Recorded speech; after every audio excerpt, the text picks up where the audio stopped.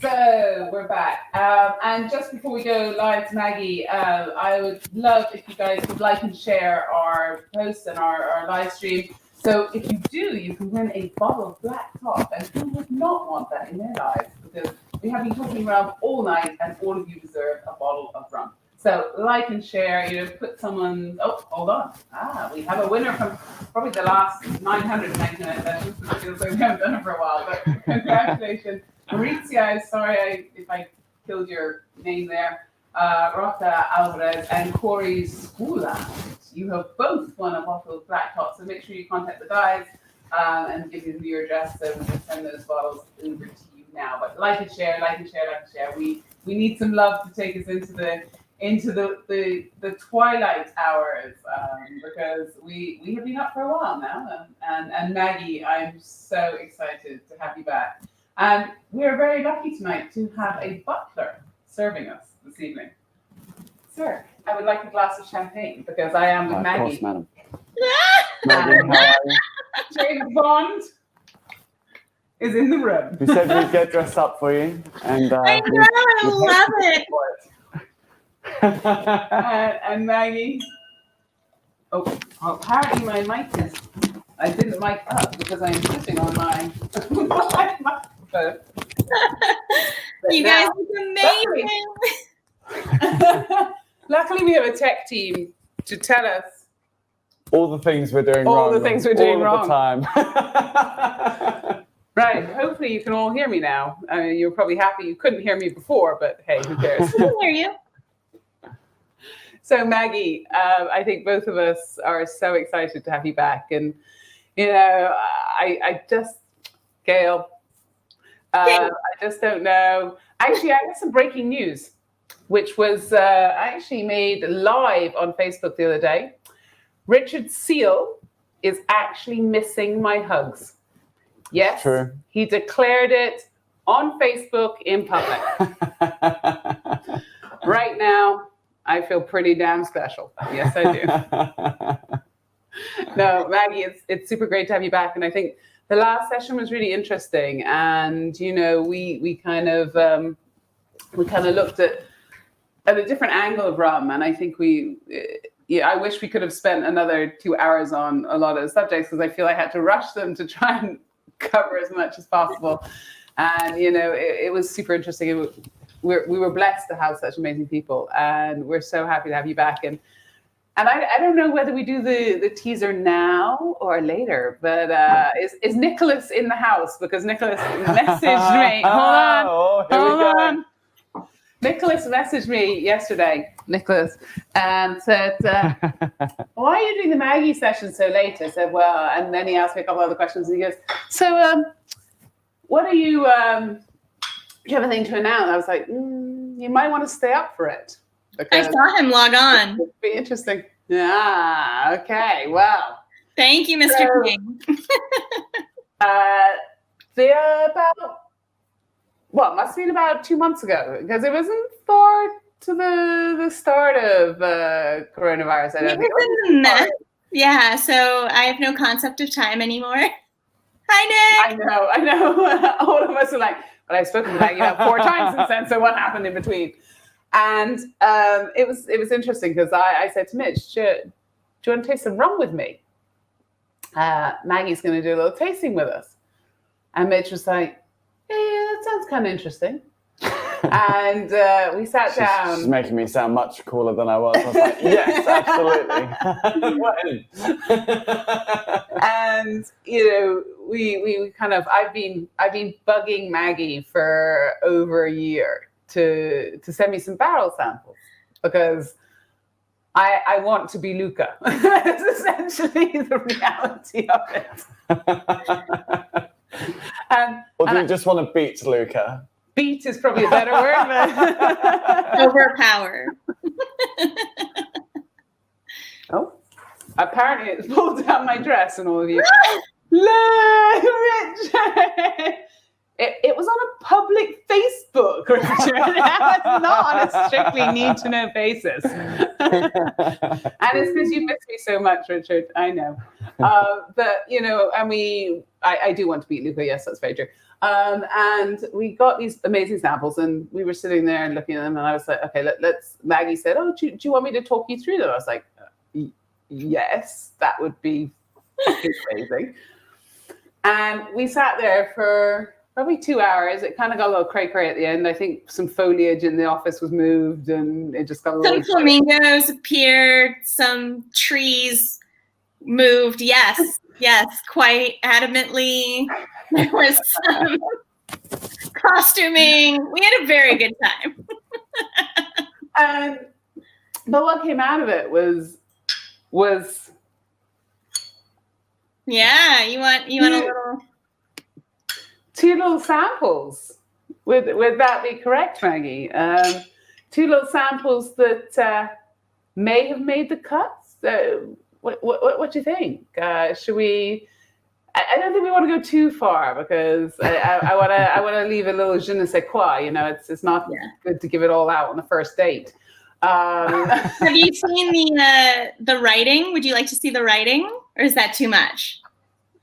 Ooh, I mean, we are thick as thieves. A little thick. A little. I think we could do a little. Let's see if we can. Let's see. You're getting some exclusive here. You are getting some exclusive. And also, it does mean, because we are launching potentially, you heard it here first, 2 Privateer Rum casks, single casks. It also means that I have to bring some of Maggie's rum over as well, because you got to make up a pallet, guys. You know, hey, you can't just bring a half pallet over. So I'm super excited to tell you that Privateer will hopefully in the next couple of months be available in the UK, as well as 2 sexy looking casks, which I think the most interesting thing is, when we were going through them, is I remember picking up and I was like, what's the difference going to make between 2 months? I mean, it was like X years and 2 months. And I was like, X years and 3 months. I was like, meh, okay, whatever. And the screen sharing is being difficult. Blown away. That's okay. We'll leave them in a state of suspension. I think we got it now. Hold on. Yep. Slow peek. Perfect. That's quicker than Lucas peak the other session, so I feel that we won that battle. But what was absolutely amazing, Maggie, was how the rum changed so much in 2 months. And I think we were incredible, yeah, blown away. And I kind of, you told us about it, but I'd love you to sort of talk a little bit more. And we touched on it earlier, that this idea of the microclimate of the cellar. Yeah, absolutely. So we've got our little treats. So for us, winter it gets really, really cold. So right around November, right around Thanksgiving, the temperature drops, which just even the cold temperature within the cellar is gonna, if you taste the rum at cellar temperature, it's gonna taste firmer and harder. But also, as the grain sort of contracts on this oak, the rum that was up in suspension in that grain over summer gets sort of squeezed out and back into suspension. So now you have, this push of extract that you're dealing with, and it starts to taste a little bitter, a little astringent, a little hard. And over the winter, you really want that character to sort of oxidize and polymerize and kind of work itself out. So over our winters, which are really dry and really cold, our rum tends to get a nice firm structure to it, which for some of the rums, if we are tasting them after the end of summer and they're really broad and they're really loose and we want them to have a little more tightness and knit to them, we'll say, okay, let's let this go over the winter and check it in the spring and see if it's like got where we want it to be. So it can be a really, really positive thing. And so when it's really cold, I know we know this from champagne, right? The bubbles will be very well dissolved in the liquid because it holds gas much better. So our cold cellar means that there's more dissolved oxygen in suspension. And obviously, a cooler temperature, the slower the chemical interactions, and the warmer a temperature, the higher the chemical interactions. So the cooler the temperature, the more this is going to be slowed down, but the high rate of dissolved oxygen is going to mean a lot more of those sort of delicate fruity esters, as well as an ability to sort of oxidize some of this more aggressive tannin. And if you have anything later in the cut that you really want to oxidize out and contribute structure to your rum, this becomes a really important aspect of it too. So tasting in winter, we pretty much just stop and let them chill and stay really, really calm. And we don't really want to mess with the rum. And then we start to get into spring, right? And we start tasting the casks and where are they going to be ready and when can we start tasting? And around mid-April is really when we start to pull these casks and begin to taste. But we're very aware, like you said, that every few weeks, if I pull a cask sample, mid-April, by mid-June, it's going to taste totally different because that temperature is warming up. We're getting some acceleration of what we want to see. Humidity is coming really into play, which is going to change what evaporates. When there's a lot of moisture in the air, we lose a lot more alcohol. So any sort of more aggressive alcohols that are a little more volatile are going to blow off in that weather. And then, of course, right when we get around 4th of July, it actually starts to get so warm and the grain has expanded so much. It's kind of interesting, actually, when we if we take bungs out in the winter that we put in the summer, they'll actually like shoot out, which is kind of fun. So like if you put a bung in the summer when the air is all expanded in the barrel, and then you open it in the dead of winter, you'll actually hear the barrel kind of go as it like sucks air in because it's almost created this like vacuum, hopefully if it's a good tight barrel. And then if you put a bung in a barrel in the winter when the air was really cold and all the molecules are moving really slowly and everything's tight, when you go to open it in the summer, you'll hit the bung and the bung like shoot out. So it's just like champagne, Maggie. So then as that spring happens, like you said, you taste it, it tastes different as it kind of, you want to grab it at the right moment. And then of course, once we get into July, really like 4th of July through mid-August, we won't really taste or pull barrels either in the height of summer, which for folks, most people probably don't know like how much you helped me study for the Masters of Wine exams. But it was really interesting studying Muscadet and how they taste and harvest their barrels in the same exact windows, harvest hours, which as soon as I learned that, I was like, oh, it's a North Atlantic maritime estuary cellar thing that we all just figured out separately. So. And I love it. Maggie and I are like laughing about Muscadet and everyone else is like, they're like, whatever.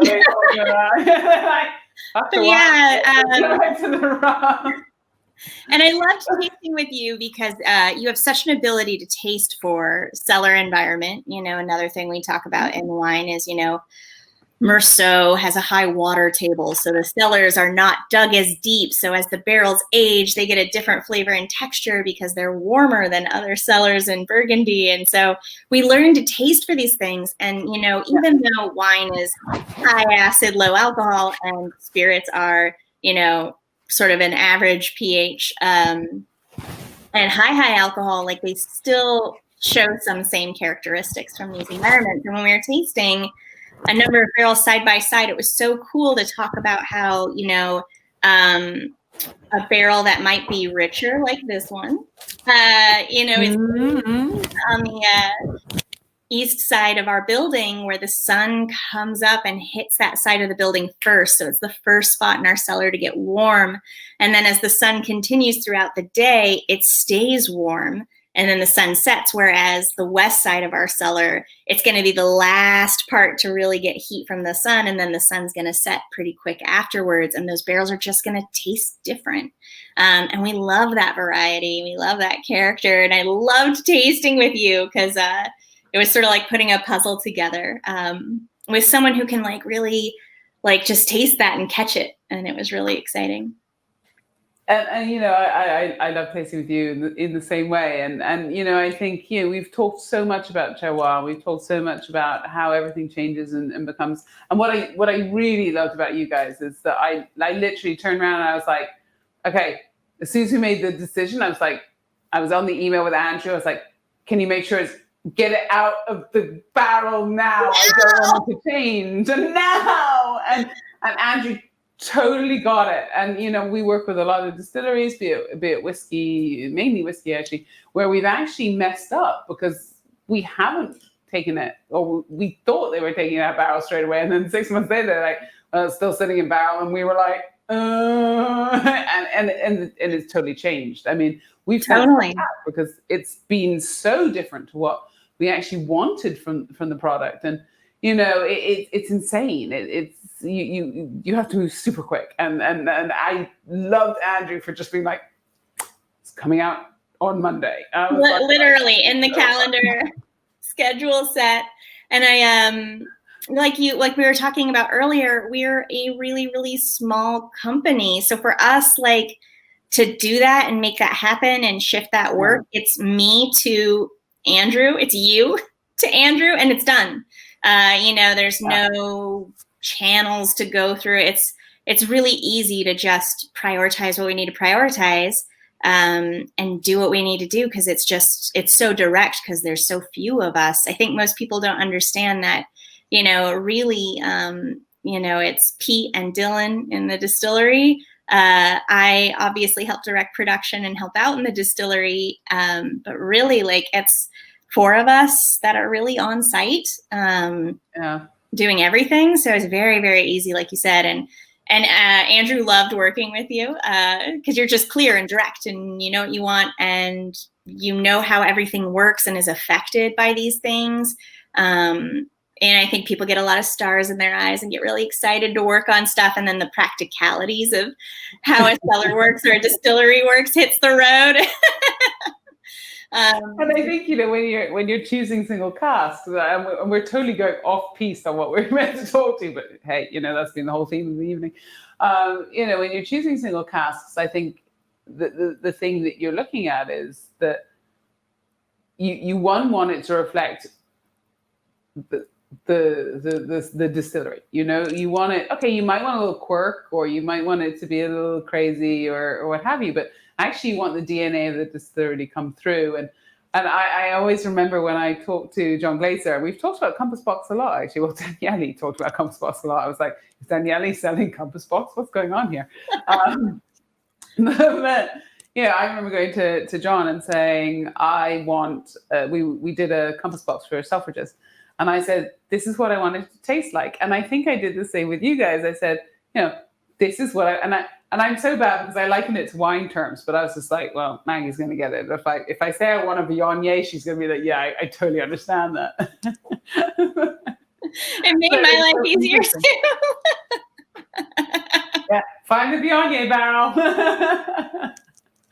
But, and it was so interesting talking to you, because actually the one thing we both, Mitch and I, took out of that is, when I remember turning around you and saying, these taste American, but not bourbon.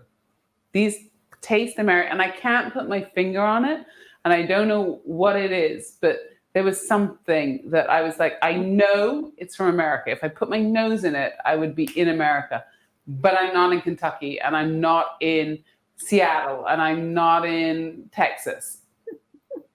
I don't know Massachusetts enough to understand or to really kind of get a feel for it. But I was just like, there's something there that I know it brings me back to America. And, I think it was super interesting. And I'd love to talk to you a little bit more about what you actually think that is, because I don't know. I totally, I relate, and I've tasted with other people from overseas who taste it too, and get that too. And it's so funny. It's, we always want to, reduce everything down and pick it apart, and it's the ingredient or this still or whatever that makes it taste this way. And I do think there is just an essence of it that is just what flows out. When Kate Perry came to visit us, she was kind of teasing like, oh, you can't really taste the barrels and tell me exactly who distilled it. And yeah, I can blind taste a barrel from our cellar and tell you if it was Pete, if it was Dylan, whoever it was who distilled it, if it was me. Because it kind of flows through in a way that I don't know if I can necessarily like just pinpoint. I do think there is, we do use quite a bit of new American oak, which is very distinct in the rum world. Most rum is aged in used American oak. And we often, our Navy Yard, which is a American style, it's not like a British Navy style. It's an American kind of ode to privateers and the Constitution ship. It's aged in 100% new American oak. And it was really cool when some of the Velier team was tasting our stuff. They were very much like, this tastes like you guys. It does taste American. It does taste very unapologetically like what you like, and like how you are. And in our talk earlier, we touched a little bit about how like we can't try to imitate another style. It really just has to come from us. And I think maybe some of the things we could be picking up on is being a younger-ish rum, which now that we're sort of in that 2 to 8 year range, we're not actually that much younger than a lot of the rums that we are next to out in the market. Obviously, like prestige barrels and stuff are much older from more established distilleries, and they can pull on older stocks to make hearts of blends and stuff. I obviously understand that, but for us, we take very different cuts depending on how long we're going to age something. And I think that's why some people feel that our rum can taste well, even though sometimes the bottlings are younger. Like the Habitacion labeling is 3 years old, and people will say, oh, I can't believe it's only 3 years old. Well, we distilled it to taste very good at 3 years, knowing that that's what it was going to be. And we had to structure the rum in such a way that it would be open and showing and resolved and mature at that age, which is very different than when we're aging some of our older stock. I think there's a misbelief sort of in the just, non-production side. Just average consumer in a total wine here in America wouldn't understand, they think oftentimes it's the exact same juice that goes in every barrel, and you just age some longer than others. And that's totally not the case. You're always sorry? No. I was laughing. I was like, oh, breaking my phone. No, I mean, I totally agree with you. And actually just smelling those two now, you know what I think it is? And I grew up in the States for a while. And for me, it's like when you go to Shoney's, or I don't know if Shoney's even exists anymore, but you used to have the waffles with maple syrup. And also for me, that's kind of something New England, that kind of maple syrup note. And maybe that's it. Maybe it's that maple syrup that reminded me of America and brought me back to home, for want of a better word. And maybe that's the thing. And I just smelled both of them, both of the single barrels, and both of them have that character of maple syrup and sweet waffles, that kind of freshly baked waffle, which is just such an enticing, homemade, of course, not some ones you get in a packet.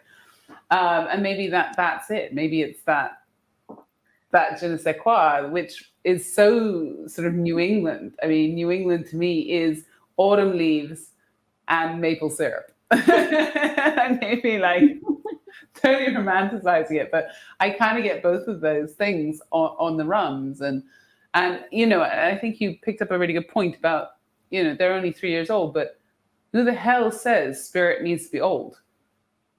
I mean, that's a fallacy. If it's good spirit, it's good spirit. I don't think age ain't nothing but a number. That's kind of what we should say. And in the whiskey world, it's very similar. That kind of prejudice against young spirit. But I've been tasting so much young spirit recently from a lot of whiskey producers, and I am blown away. There's some guys in New Zealand. I've got to give a shout out to Thompson's in New Zealand, because my God, that distillate was insane. Maggie, I got to send you some. Oh my gosh. Yes. And I'm rooting for all emerging regions everywhere. We know what it's like to tell someone, oh, we make rum in Massachusetts, and them just look at you like, no, you don't. Yeah. Yeah. I'm loving some of Richard's comments. I love you being here, Richard. Thank you. Seeing you on here means a lot. I love seeing so many people from the UK. I know it's late there. Not for industry people, but for it is late. We've got hardcore, and Nicholas and his wife actually have both got up specifically to see this, which I was just like, that's awesome. That's super cool. Yeah. And actually, what I kind of want to go back to, which was probably the whole point of this talk, which we've totally ignored. That's fine. It's normal. It's Maggie Dawn. We're just having a chat. Who gives a shit about everything else? There's other people here. It's fine. We're just in the background. We're just having a drink, having a laugh. Love it. I've actually become super interested in what was happening in America in the beginning. And this Italian gentleman has written this amazing book about American rum. And I picked it up and I started reading it. And I was like, there were 1,000 distilleries in Massachusetts in the 1900s making rum? Yeah. And who the hell would have thought, It's like... Okay, hold on. Richard. Who says it's got to be old? Richard, I'm moving on from you. I'm going to Maggie now, and I need youth. Youth in my life. Richard, I love you. And I'm going to do a teaser later for something that we've got coming up with Richard. If I'm allowed, Richard, you can comment in the thing if I'm not allowed. But I didn't realize there was such a rich heritage of rum, one in America or two specifically in Massachusetts. And do you think that's kind of influenced what you guys have done? For Andrew Cabot, founding privateer, he was doing some family research and found the original bill of sale for his family's distillery 6 generations ago. In fact, he's named Andrew Cabot after the historic Andrew Cabot, who had a rum distillery in the exact same county where we distill now. My father has records from our ancestors who were Scottish of distilling molasses and raisins and sugarcane stuff. It was definitely not as classy as I imagine the historic Andrew Cabot distillery here in Beverly, Massachusetts was, but yeah, distilling as well. I think it was just, a way of life, a gallon per man, woman, and child. Even now, even hearing the conversation earlier, where, Zan is sharing when someone gets a cold, you take a really quick sip of rum to make sure you'll stay well, or if you get caught out in the rain, you have to take a sip of rum. That happens here for sure. In a way that, because I grew up in LA and then worked in Denver and then distilled in Northern California, none of those things existed. I moved here and people drink rum and they drink a lot of it. And it's in so many foods here. It's when you get sick, you have it here. It's very, very different here. There's still that experience of it being around, and everyone under their kitchen sink has an old bottle of Caldwell's, which was the big distillery that's just down the road from us. That was really, really famous on the waterfront here. People have all sorts of stories and, romance around some of these old Medford Pilgrim rum. Yeah. a lot of these different rums. And of course, these distilleries also served as an important place to actually buy sugar for families as a grocer during this era as well. There's a number of stories of food riots and people wanting to buy barrels of molasses, and it was just an important like food center here. So it's definitely a part of life in a way that I hadn't experienced not being native to the area. I've been here 8 years now, so I'm starting to feel a little like there's little words. Almost. There's little words I've picked up. There's little things that I'm like, oh yeah, that's a little Yankee now. But I do really love it here, and it's such a cultural thing. There's a cultural familiarity. All the brown bread is like this very, very important Thanksgiving staple. It's made with molasses and cinnamon and nutmeg and all these Caribbean spices. Of course, because it's Yankees, you cook it in a tin can, an empty tin can. Of course you do. Of course you do. And then, hermit cookies, which are molasses cookies. And then, every bed and breakfast here has a pineapple hanging outside. It has definitely not lost its cultural connection. And of course, we have a really amazing and vibrant Caribbean community, a number of different Caribbean communities all across the North Shore where we live. And obviously in Boston, it's really, really important. So yeah, it's just this connection for sure. And it was fascinating, this book. I mean, if any of you guys want to pick it up, the American, I think it's called, I'll find it. It's on my Kindle at the moment. But I've got it it was super interesting. Across the room, so I might get my husband to grab I it. know. And it was just so interesting. I just don't think I'd ever seen, I knew there was always this kind of, this sort of issue in America, or like this kind of almost this love-hate with alcohol. I mean, I think we've always seen Americans love alcohol, but on the other hand, they hate it. And, there was always this dichotomy between this kind of this battle between, what is alcohol from the Puritan side and then from the speakeasies and all of that. And I think America's history with alcohol is super interesting. And, one of the things that really kind of brought it home to me was when we were looking at it, and Maggie, you being the same as me, I think we've been looking a lot at ourselves and who we are as sort of with the whole sort of Black Lives Matter. And the one thing that was really interesting about this book is they were talking a lot about how the Indian traders were really abused by the settlers because they used rum as a bartering tool. And actually what happened, it was a vicious circle. And they would barter, and the Indians wanted the rum, and at the same time they got so drunk that they couldn't get the right money for their goods, which were worth 10 times more than the rum.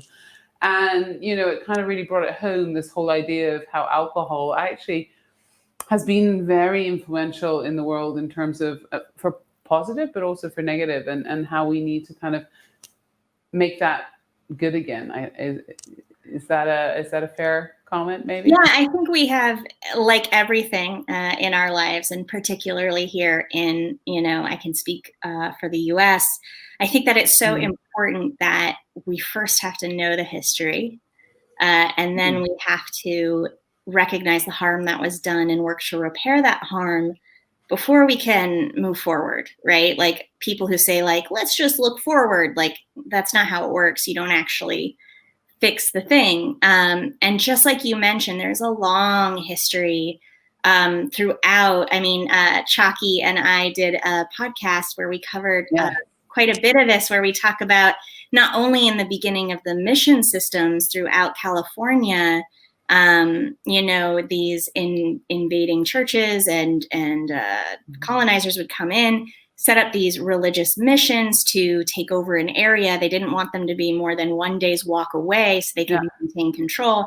And they needed sacramental wine. So who were the first winemakers in America? Enslaved American Indians and indigenous people. And absolutely, my husband was just reading this book that Chalky recommended. It's so good. The Field Guide. Thank you, honey.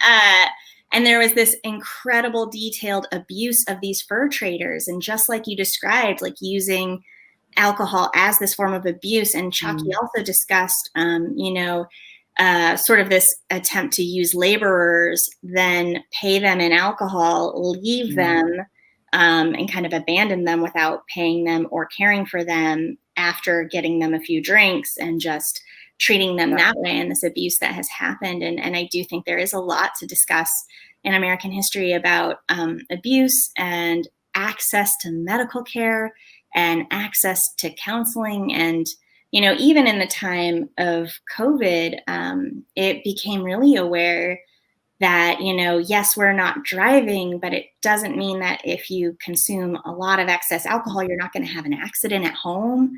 You're not going to be unwell. You're not going to do harm. I think something we both study a lot is, it's binge drinking. It's very dangerous when you don't drink and then you drink a lot, as opposed to like the one glass of wine a night, which like your body is ready for and prepared for, and can, potentially be seen as having some benefits, obviously always having some risks.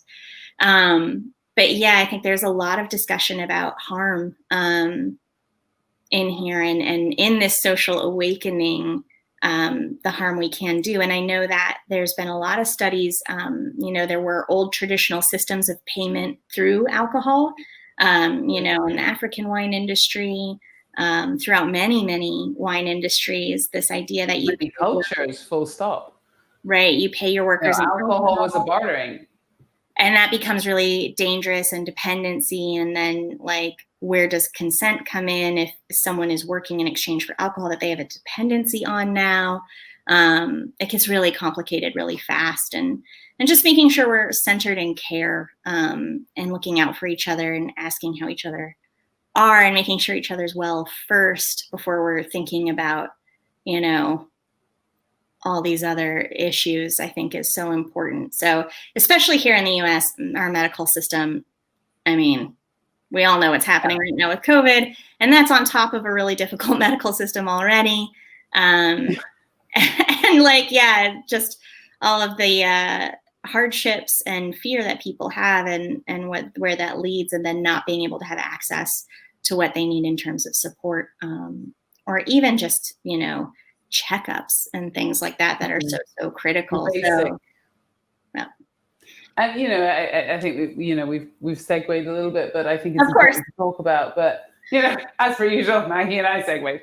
But I want to bring it back to rum. And you said something earlier about sugar. And one thing that I talked to the CEO in the UK from Plastic Ocean, because one of my passions in life is getting rid of plastic out of the oceans. And he was probably one of the most inspirational men I've ever met in my life. I mean, I had a slight awestruck moment where I just burbled nonsensical shit for 20 minutes, which is not uncommon for me, but it was worse than normal. And, one thing he was talking about was sugar refineries. And, you don't think about it. And he said, the reason no one uses American sugar refineries is they're just too efficient. And you don't get any of the goodness. And, we talked about sugar, and I was super interested to hear what you guys are doing with sugar. And from, if you could talk about where you're sourcing your sugar from, where it was before and now what you've changed to and why, because I think all of that journey kind of talks about why your rums are different, or, moving in a way and evolving, because I think that's something that's been a topic for the whole time. Yeah. Oh, thank you. Yeah. I'm very passionate about this whole experience, and I think it shows a lot about the timeline of distilling, and the mindset you have to have as a distiller for these things to take time. So when I came to Privateer, they had been, just operational in a few batches. I think they'd been up and running about 10 months, and they were already using a sugar supplier, and they had done a good job vetting them. They had, we're talking 2011, where even getting information on sugar back then was so much harder than it is now, and it is still challenging. So what I mean by that is, guys, most sugar is bought and sold on a very large commodity market. It is not, calling up a farmer and getting it from a farmer. I remember the first time I started digging into, where can I find out about all of the sugar questions I want, because I came from a wine background and I wanted to hear about the terroir and the vineyard and the varietals. And the guy was like, the terroir, the sugarcane. and I remember saying, it feels like the 1970s Beef Council. And the guy said to me, the bag of sugar at your home, I can't even tell, like, you cannot even know where that sugar came from. And I was like, okay, got it. Like, people's minds were very closed. So at the time, we worked with the best people we could find, and we got pretty good answers from them. It was all 100% US. We used grade A molasses, so it's not going to be so heavily refined. If you were to get, you would, there is really efficient sugar production, so that if you want to make white sugar, which most sugar companies do these days, that's where they see the products they want to create. Is that's the customer they want, that's what they want. They want to extract all the white sugar. They don't really want to make molasses of any kind. There is that issue, but you can also buy like grade A. So we get grade A as opposed to blackstrap, because refining has become like so much more efficient. People want so much white sugar. What blackstrap is today is different than what it was historically. And so we felt using grade A, which is much less refined, would be something we'd really, really want. Actually, speaking of Richard, I was so nervous when he came to visit, and I handed him this little spoon of molasses to try our molasses, and he goes, "This is not how I taste molasses." And he took his little finger and dipped it in and tasted it. He goes, "Oh, that'll make good rum." And I was so relieved that he was. You know what you should have said to him? Yes, and I do see your hand, Richard. This is how you taste molasses in fucking Massachusetts. Hint, hint. Richard, I love you. Hint, hint. My molasses might have gone from Barbados to New England. Hint, hint. There might be cool discussions and ideas happening. But so for us, we definitely felt like, being from the US, there were going to be certain labor controls. We got pretty good answers to our questions. We liked working with US companies. They were more transparent than anyone else we spoke to. And we felt pretty good. But we always wanted more. So the entire time we were always looking for, what if we can do like a single orchard expression? What if we can find some really cool cane source? And, my husband, Peter, that some of you people might know, he was really, really gung-ho on this. And he found like a biodynamic sugar producer in Georgia. And then it was like, cool, how much sugar do you make? And it was like enough for half of one fermentation all year. And I was like, that's really cute. You could go super kind of grower champagne, 1 hectare, bugger all grapes. But, hey. Super cool. That won't work for us. But we wish you the best. If we could support you growing, let us know. And then we started working a little bit, my husband had gone on a tequila interchange project, so looking to protect ancestral and historic producers in that region as it goes through its wild development, and making sure to represent their interests. So he had been on this tequila interchange project trip and had realized, while a lot of these agave growers are growing agave and waiting for them to grow, they're also growing sugarcane, just like we make an unaged rum to sell and craft while our aged stock is aging. Same thing. But as we started to kind of talk with the owner of Para de Sufrir, Pedro Jimenez, his wife is very involved in Mexican rum, it became clear really fast that the needs to process and package and transport whatever we would need were really out of reach for that system as well. And so we kept kind of running into these dead ends, finding growers, it wasn't the right amount, not getting the transparency we wanted, finding our dream grower, and it's just like, there's just not even a system in place for us to get it. And so meanwhile, my husband's from Maine. He grew up in Maine his whole life, and everyone in Maine grows up eating this one molasses, Crosby's molasses. It comes in a milk carton. It's so Maine. It's ridiculous. Kate Perry is also from Maine, and she also grew up on this molasses. She was so thrilled when I mentioned this was the molasses. I love it. And so one day, Wayne Curtis, who wrote And a Bottle of Rum, he grew up, he loves this molasses. We hang out with him in the summers in Maine, or we used to, pre-COVID. And, he and my husband would stay up at night having spoonfuls of molasses, because that's like their nostalgic love. And finally I was like, I'm going to call this Crosby family and just like find out what this molasses is, because it's been under our nose this entire time. And it's really delicious and really good. And what do you want to bet? It's some conglomerate. They just repackage in their own brand, but like, we'll try. I call them. It is all single origin. It is all done through Sugar for Good. So there's incredible standards for worker safety, environmental protections, really cool innovation, and then also community support. It was like our dream sugar. Had been under our nose. And it's been sitting there the whole time. The whole time. So yeah, this is the timeline of a distiller, right? So it took us years to find them. And then we got a test batch, and then we distilled that test batch. And then we let the test batch age for a year and a half. And then we blind tasted it. We loved it. We made the switch to 100% this molasses. And then now, it's just about been 2 years. So that rum will start to come online now.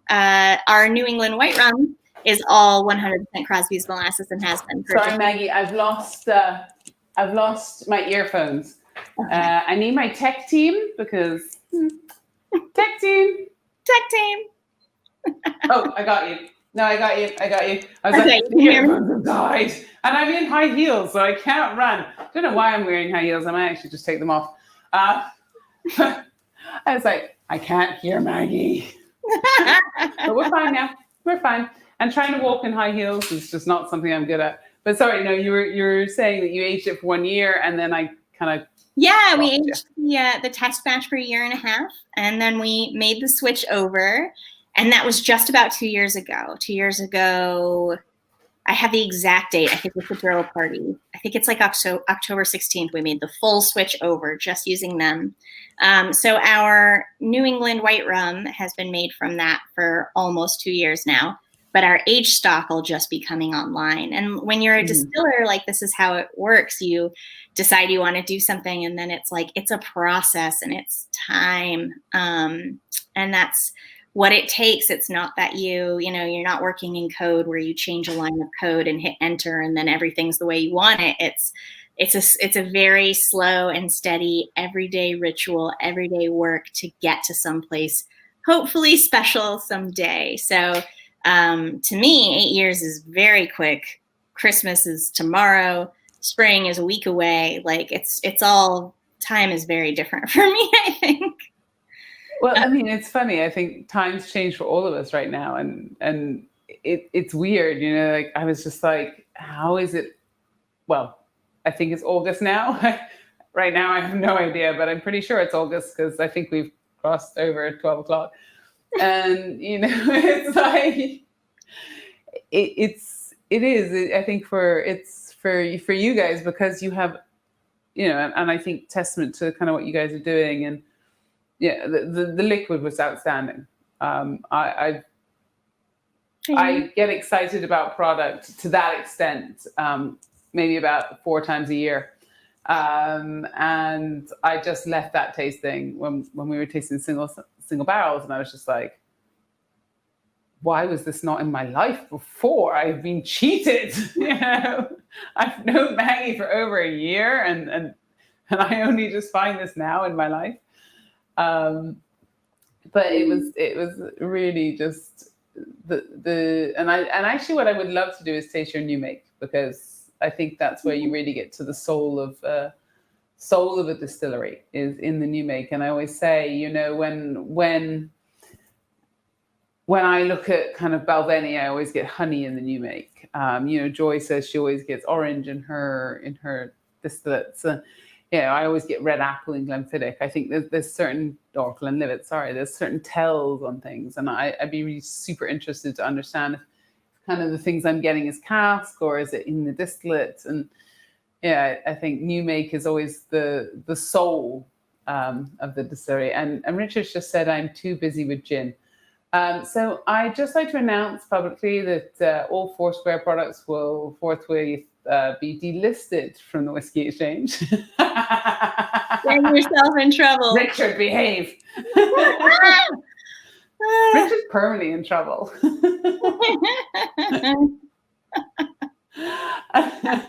Yeah, so Jim But I Andrew think- Crosby's was Canadian. They are Canadian, but like Northern Maine kind of is Canada. It's like a hop, skip, and across, like a jump across the border. Surely it's the same country. Everything up there is like all the signs are in kilometers. They take Canadian money everywhere. And then like our distiller, his fiance is from very Northern Maine. And like, yeah, she grew up speaking French like her whole life. And whenever we're hanging out with people who know her, they're like, oh, where is Jessica? And I'm like, who is that? I don't know who that is. Got Northern Maine. It's like the borders in Scotland. We don't talk about that. But yeah, I think what's super interesting with what you guys are doing, and and I kind of, I want to go back to this idea of terroir, is that and actually it's maybe bring Andrew on down. We should have had Andrew here. I kind of want to know why did he pick Ipswich? How did he start building it? Yeah, I get it because it's the Cabot family, but what was his kind of process to kind of thinking, yeah, I think a distillery is a great idea, and I'll just set that up and produce some damn straight awesome rum. And then how the hell did you get there? Because as you said, you were LA and Denver and all over. How did you end up there?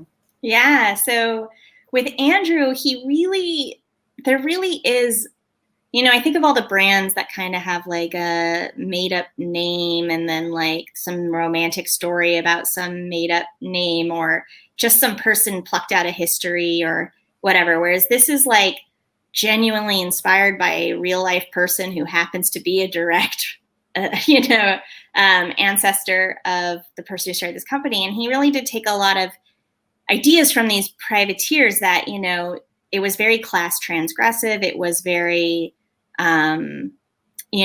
back then it was very, if you were rich, you lived on Capitol Hill. And if you weren't, you were never going to live there. And this entire group of privateers where they saw this opportunity to really make their name, and they did. And the historic Andrew Cabot absolutely did. He became this really successful privateer, took that money and then turned it into a number of businesses here, including the distillery. And I think Andrew saw that idea of that entrepreneurial spirit of doing what other people wouldn't and going where other people aren't, which to me is very like Art of War, right? Because I'm like the philosophy student. Yeah. Go where they are not. And so he sort of was like, he just had this moment of inspiration of this rum distillery. It's American manufacturing. I want to make something for real that's in the real world. He had, done other things in like biotech, et cetera, but this was like a real product that at the end of the day, you sat down, you looked at something and you said, I made that. And he also saw that, if you wanted to start a vodka company, you needed millions of dollars for marketing. And if you wanted to start a whiskey company and make fine whiskey, the market was really saturated at the time. This was the height of like every craft whiskey ever. And so I think he saw in rum in 2011 in the US market, there was not much going on as far as like, no, you should totally buy this like really nice rum. That was not like a discussion that was really common, particularly just with average consumers back then. So I think he saw this real opportunity that, while all these brands in the US in 2011 were trying to be like, the cheapest liter or the cheapest case deal, I'm going to go where they're not and do what they're not interested in doing, which is the only way my business can survive because I'm going to be small. I'm not going to have these systems of scale. I'm not going to have, the cheapest molasses or the cheapest labor. Believe me, Massachusetts labor costs are a lot. And, I'm not going to be able to do that. What I can do is try and make really, really tasty rum that people are like, can earn an extra $1 or $2 instead of like cutting corners to save 5 or 10 cents. So he really saw that chance. And it was really fortunate that he came across Hubert Germain Robin. So Hubert Germain Robin, 5th generation cognac, family went to Northern California in the 90s and started Germain Robin. So sort of in the US, a famous brandy maker, very much in the style of cognac spirits. And so we would, I had already been learning about distilling. It was my first career. It's what I wanted to do. And I had written Germain Robin saying, you're the greatest at this. I have a background in wine. I've been studying distilling. I know I'm really, really young. This is my early 20s. But I'm in this coursework. This is my experience. And they were like, oh, we have a position. Do you want to come help? And I was really just writing them saying where can I learn about distillation? And so I picked up my life, moved across the country like that, and went and worked there. And Hubert and I were both very, very dedicated to getting it right, very high quality, the daily ritual, just trying to make every little thing right so that when it all came together, it all made sense. And, I had a natural aptitude for barrel tasting and beginning to build blends and things like that. And understanding when you taste a cask, what's the potential? Can it age this long? Is it of this quality level? What does that singular cask say to me, and where can it go, and what is it capable of, and what is it not capable of? And so we really connected over this kind of stuff. And I had left Germain Robin, and Hubert had met Andrew, and Andrew said, I'm really looking for a distiller. There's a lot of production people out there that are okay, A plus B equals C, and they can run the equipment. But I don't want someone who's going to play on their iPad all day. I want someone who's going to be kind of really, really into this, really challenge me, really push, and probably make me uncomfortable and how obsessed with quality they are. And Hubert said, oh, I know the woman for you. So Hubert called me and begged me to come out. He knew you. So Hubert called me and begged me to come out here. At the time, I was working for I was selling amazing, beautiful wines. I was I don't know, I'm fine. And he was no, just promise me you'll meet him. And I think I sat down, and now that I know you've spoken with Andrew, so you know him a bit.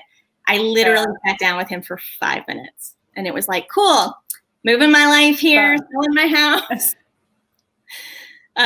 So I like to joke that rum picked me. I didn't really have much say in it. The universe was this is what you're doing now. Yeah. It just happened. And I didn't really say anything. It just was this is what's happening now.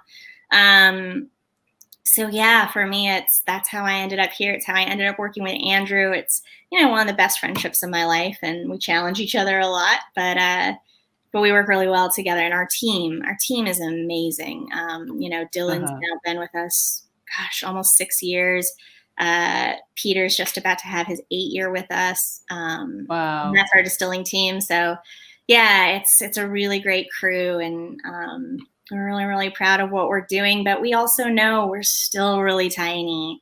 We are still, pretty insignificant, and trying to get older stocks and trying to grow, but really sustainably and healthy, which is, whenever people are frustrated that our rum isn't out there, it's because we're really trying to do it right, and not just overexpand and overstress our inventory, and, not let the rum get better and better and better.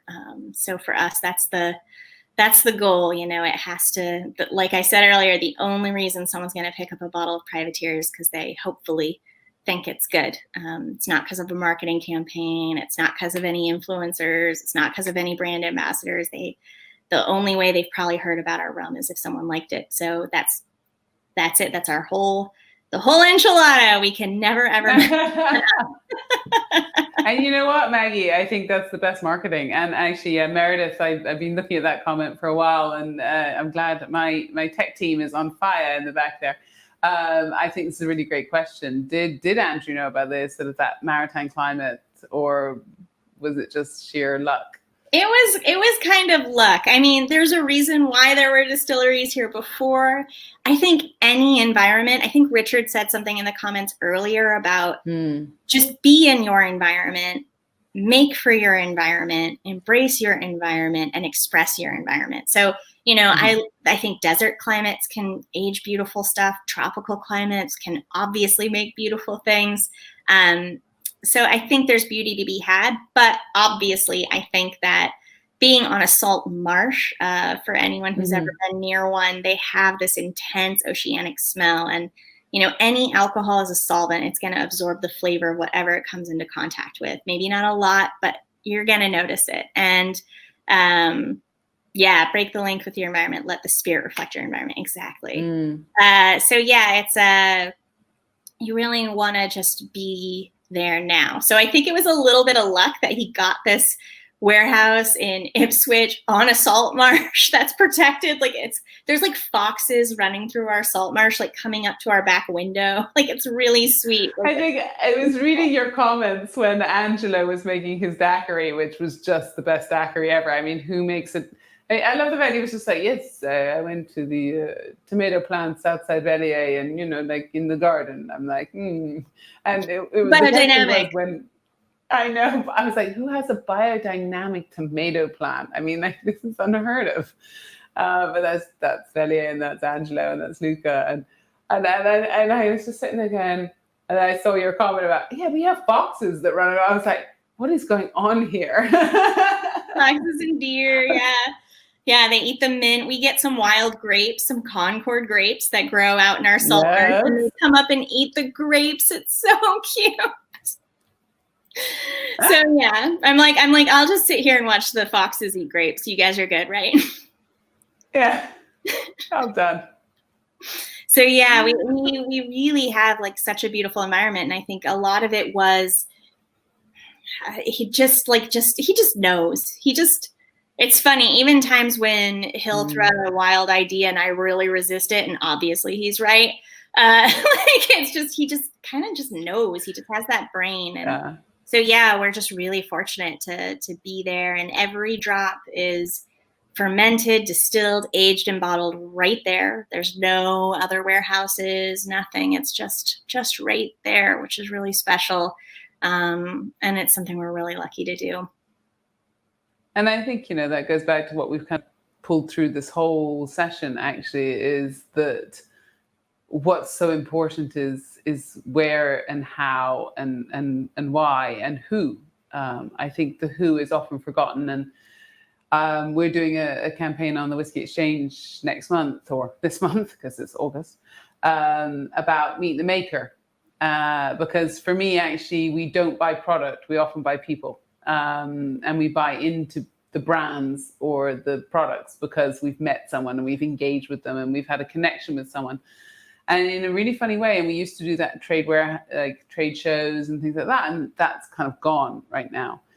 But I think things like this have actually allowed us to engage on a much more interesting level. And I've asked a lot more questions than I've asked in probably since I was a young sommelier, when I was just so keen. I was like, I need to know everything you're telling me about the wine. What are your rootstocks? I want your rootstocks, your yeast, and everything. Yeah. What bug is landed on your Merlot grape? And I kind of think I didn't lose that inquisitiveness, because it's always been there and I've always been interested. But I think I've just learned how to ask the questions. And I think that went back to what Sly said. It's learning to ask the questions. And I don't think that just is about kind of the political and everything. I think it's also learning to ask the questions again about the product. Because I think we forgot to ask the questions because we were so happy enjoying the people and everything that we stopped the rest of it. But, and I'm so glad that we spent that, God knows, it was probably about an hour and a half together tasting, because honestly, I came out of that so freaking insanely stoked that it was amazing. And I can't wait for these two little babies. And actually, one thing we haven't touched on is your marks. Yeah. Because I'm sitting here looking at as a couple different marks there you got there. So a YF and a RF. Would you like to elaborate on that, Maggie? Yeah. So we have a couple different marks, and it's always growing. It's always growing. But essentially our marks are built off of the substrate. So like, all single origin Crosby's molasses and, and then how it was fermented, and then how it was distilled. And then we have a little bit of variation in how things are aged. So for fermentation, we have different blends of yeast. We're always having fun with yeast. Yeast is something I love. And I think those of you that don't, well, both anyone at this time of night knows Maggie, probably doesn't know me, but yeast is kind of a little kind of love a bit of yeast. we both love fermentation, and so different blends. We always allow wild yeast to play a role. We never sterilize any of our fermentation, so there's always wild yeast at play and wild bacteria at play for character. But we will also inoculate with different yeast, different blends of yeast, making sure they all get along, because that's super important. You can't just mix any yeast together, guys. And then distillation. So everything at Privateer is double distilled. It's all batch distillation. And everything is always first time pot distilled. And then the second distillation is either pot. It could be single column with 2 plates or 4 plates or 6 plates or 8 plates or whatever variety in there we feel like. And then at the end of the day, we kind of tease that the guys will taste it, especially Pete. This is very much his specialty, is tasting it and deciding exactly what cask it's intended to. So is it going in a used brandy, a used bourbon, a used rye, a brand new oak barrel, our own used rum barrel. And so all of these things kind of get their own designation that builds until you eventually read out the full mark. And then, of course, which I'm not going to give that away. We're not going to give that away. But yeah, so for us, it's definitely this process of building up our marks. We've put a much bigger emphasis on pot distillation in the last 4 years. We're actually going to try some single distillation after Ben Jones, so Spirit Bam here in the U.S., sort of Martinique, Clement, and Rum JM came to visit, and so we've talked about these. We're going to try some. I'll do it, dude. I'll do it. We're going to try it. And then speaking of American rum, I should mention that we were the first people to ever distill rum at George Washington Distillery. So a historic, really? Yeah, they excavated his original distillery and rebuilt it. Wow. And because he wrote the rum papers, then there was letters about rum, which I started that bit of the book and I was like, I need to have a bit of time to really digest these. I just don't think I'm going to even get there now. So that's amazing. Yeah, so it was real old school distilling. Like, I was like, how do we get it in the still? Because it's fermenting in a barrel on its side and the top of the barrel's missing. And we used buckets and bucketed it into the still. And then we had to build a fire and then keep the fire alight. And it's just like wood smoke and singed molasses and everything's foaming over. It was really beautiful. It was so cold. And speaking of social issues, obviously George Washington is human and, as always, is somewhat problematic. And, thinking of someone like me who's wearing really professional workwear and has a nice bed to sleep in. We got to sleep in quarters at Mount Vernon, and thinking of, the 4 enslaved men who did all of that work, with none of that support. It was brutal. Like, that's really, really intense. And I really appreciated how honest and transparent and forthright everyone at Mount Vernon is about the reality of slavery in George Washington's life. And so, they believe rum had never been made there and that we were the first people to make this batch of rum in honor of the release of his papers and journals of his trips to Barbados in his younger life. And of course, he always had a love of Barbadian rum. And I mean, I think that's amazing. And it's just testament to what you guys are all about, which is going back to the roots. And you know, all the way through these sessions, it's been go back to the roots, go back to who you are, you know, really understand. And, you know, I think, yeah, actually, Maggie, I've got to ask this question. So if you weren't drinking rum, what would you be drinking? That's a good question. So Nicole Austin from George Dickel, she sent me their bottled and bond. Awesome.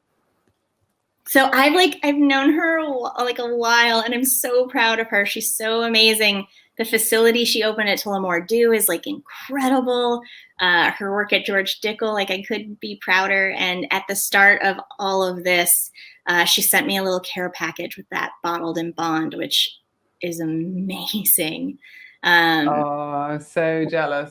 We've been drinking a lot of that. So I love you, Nicole. And then I drink quite a bit of wine, and probably, of course. Yeah, like Cru Beaujolais. I'm like, throw it in the fridge 20 minutes. Oh, I'm good. Like red wine. Yeah. Absolutely. Absolutely. I'm all over that, especially at this time of year when it's warm and sunny. I love it. We're on wine. Let's just, you know, fuck rum for the rest of the time. Let's just talk wine. Wine's so exciting, and I love it. Yeah, there's some of those great, you know, great historic rum cocktails that have champagne. So there's some of those. But yeah, I would say that's some of the stuff we've been drinking lately. But yeah, I mean, I just love my rum. I had some of the Appleton 15 in an old fashioned the other night. It was lovely. Ooh. Yeah, Dorley's is like a staple. I feel like if I don't have that, like it's not right. Like I'm like, I can't, like it's not finished. Like the bar isn't finished if that's not there. So yeah, just, you know, it's always nice to visit the family too. The little rum family, a little taste. Yeah. And, you know, the last time we were all together was probably Rumfest in the UK, which was just so much fun. And, you know, I was talking to, the session with Daniele and Shaky. And I just remember all of us being in trailer, and it was just such a funny night. And, you know, I think it just is testament to how I remember seeing Zan's double in trailer, which was just the most scary thing ever. Yeah, I have the photos. I'll send them over. I love it. I love it. Yeah. And speaking of rum family, I mean, Gail saved me on that trip because I had a dinner at Vintners Hall. And that's right. That's right. And like, so for people, this is like a fancy wine dinner with like Jancis Robinson. And she's a legend, by the way. She's like Joy Spence of Appleton. Like that's the level we're talking here. I like the photo of me with her. You can tell she's like, is this woman my stalker? She's so amazing. So it's like Vintners Hall. It's super, super British, English, fancy. They like stomp the thing and scream your name when you enter the door. It's very strange. And I'm like a distiller, right? So I'm like, oh my goodness, I have to do this thing. And Gail was like, we're getting your brows done. We're getting your nails done. I'm taking you dress shopping. Like she saved my life. So, and that's like Rum family, right? Like we went like it was in the middle of like Rum Fest. She's like, no, we're going to fix this. And she totally took care of me. It got me totally set up. It was like such big sister action. And that's like what we do for each other. We help each other at the airport when Zan is hungover in Chicago and we have a 7 a.m. flight and I'm like feeding him burritos. Like we all take care of each other, and it's really special. It's very rare when people don't get along in rum. Like it's very rare. So we're so lucky to all have each other. And Maggie, I mean, I am so happy to have you in my life. And I know we haven't been friends for long, but I feel like you're my sister. And sister in arms is maybe, or you could say that we're I might say, and we're sisters in arms. We might say that. No, Maggie, thank you so much. And I know Mitch will want to say thank you to you as well, because we both absolutely adore you and love you. And we can't believe that we've been so blessed as to have you for 2 sessions, not even 1, but 2. And thank you guys for putting this on. It's incredible. It's amazing. The supportive environment. Everyone has been so positive. It's been wonderful. I was thinking just outside, Maggie, listening to you speak. I was like, I could listen to you speak about rum all day. And then I thought that's exactly what we're doing. Listen to everyone speak about rum all day, but really we could, yeah. It's amazing. It's always a pleasure. Thank you, girl. And we've come to the end of our Part part 3. 3, which means Yeah. we're in the final stretch. We're 18 hours in to our 24-hour rum marathon celebrating the 50th anniversary of Black Top Day. So if you're still with us, And there are some people. amazing. I'm not sure which time zone you're in, if you're here in the UK, if you're in Australia, America, where you are. But stay tuned, stay where you are. In a second, this stream will end, a new one will start. It'll be on the Blacktop Facebook pages and the Whiskey Exchange Facebook. Just stay where you are, and a new one will start up in just a second. Share the stream, Yeah, win a please bottle like of and share. rum. Take us Yeah. through to the end, guys, because we're going to need all of you. We need your energy. We'll see you in the next stream. Part 4 coming up.